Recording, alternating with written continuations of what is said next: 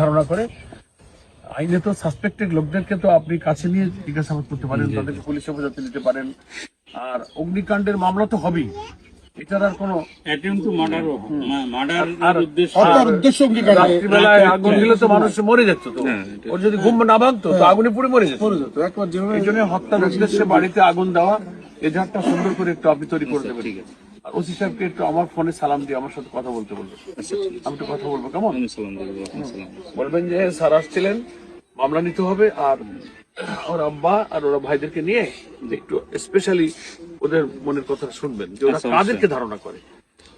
মানুষ সাসপেক্টেড ব্যক্তিদেরকে জিজ্ঞাসা করলে মামলা নাম উল্লেখ করে এদেরকে আপনি অ্যারেস্ট করবেন, জিজ্ঞাসাবাদ করে আইনের আওতায় নিয়ে যাবেন। কারণ এটা যদি এখন না হয় আবার কিন্তু এখানে শুরু করে সাহস পাবে, বলবে যে ও তাহলে এখানে করেনি। আর আপনি তো জানেন শিবিরের বা জামাতের আমাদের নেতা কর্মীরা স্বভাবতই ন্যাচারালি হচ্ছে তারা ভদ্র।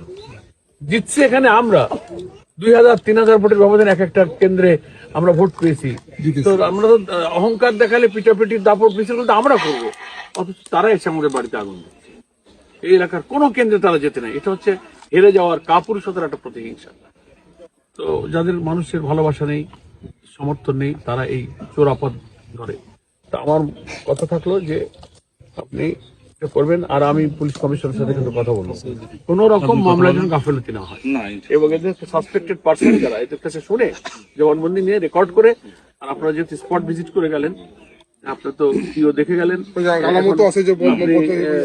তেলের বোতল, এগুলো নিয়ে আপনার আইও রিপোর্ট এবং এদের জবানবন্দি নিয়ে মামলাটা একটু ভালো করে দেবেন। ঠিক আছে? উপরে তো সব ঠিক আছে।